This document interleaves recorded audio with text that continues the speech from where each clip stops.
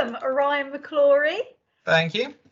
I'd like to know first, tell us a bit about yourself. Where are you from, or where you started, and what has your education been so far? Okay, fair. So originally I'm from Bath, down in the southwest. Lived there most of my life. Then I basically went to university in Plymouth, originally doing conservation biology, which was very nice seaside place. Then from there, I spent a bit of time trying to work out what I wanted to do. I sort of came up with the idea that I wanted to stick with academia because I liked it all so much. So I went on and did a master's. There were certain events happening in Britain at the time, so I managed to sneak in just in time to go to a master's in Stockholm in Sweden, just while it was still free for me, basically. So then I spent 2 years there, which was a very nice experience. Greatly appreciate sort of, going and being educated somewhere else completely free as well. And that sort of just helped with the sort of feeling that I really liked academia. I wanted to stay with it, especially in sort of the natural world. So then applied to do some PhDs and then got accepted to this one at Reading, which is obviously with the Future Trees Trust as the main funder. Brilliant. Yeah. What was your master's doing? So it was essentially how we called it spring phenology, but that was basically just saying sort of different germination times of oak seedlings. We wanted to see how that affected how much they were attacked by pathogens, for instance, such as powdery mildew, or whether if you had an earlier phenology or later phenology, you attacked more by herbivores, or just generally how that sort of improved your growth as time went on. Sort of half sort of with climate change in mind, seeing as springs might warm up more and then more plants would sort of germinate earlier, whether that would affect their sort of performance and fitness as time went on. What's your job role going to be? What's it going to entail for this PhD studentship? The PhD studentship. So I work I'm considered more of a student than a worker with Reading University. That's just the sort of way that it works in the UK.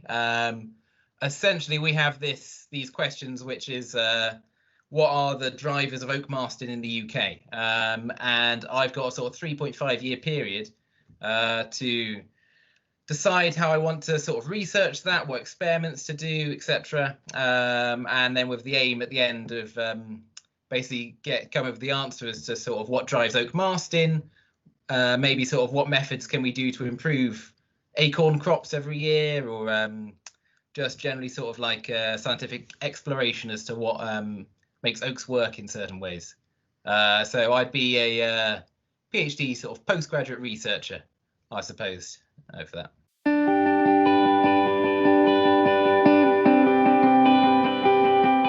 There is acorns everywhere this year. Yeah. Why this year? What is the reason? Do we know? Well, so this is why I'm doing a PhD. So we don't quite know. There's lots of, from what I've gathered, because I started reading all the literature to sort of become knowledgeable in it or whatnot. So there can be lots of different effects of weather. So for instance, there's this idea of sort of like basically in the hotter springs, all the microclimate temperatures sort of equalize a bit more. This means that all the flowers on oak trees will sort of flower in synchrony, which means that you'd have a lot more pollen and a lot more sort of fertilization of flowers, which will then lead to a sort of bigger crop.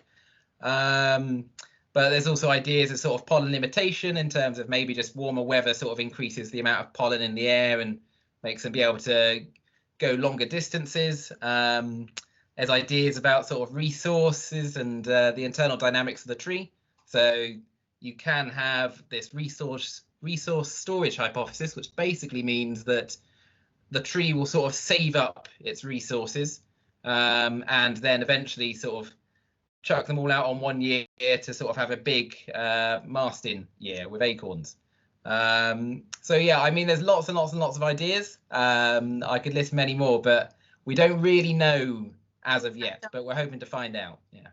Okay. Do you think you will, in your 3.5 years, do you think you'll be able to give the country the reasons for all this big acorn production years? It seems unlikely that I straight away would have a very straightforward answer as to this. Generally, the idea with sort of scientific research is you you add to a sort of group of scientific knowledge. So I certainly hope to add as much as I can to that.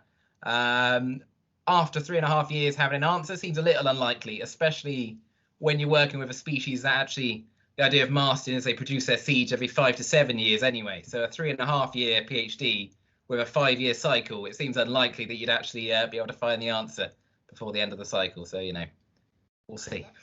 Thank you so much for your time today. This That's has been all right. wonderful, and we have a little bit of a better understanding of what your role is going to be like and what you're going to be doing.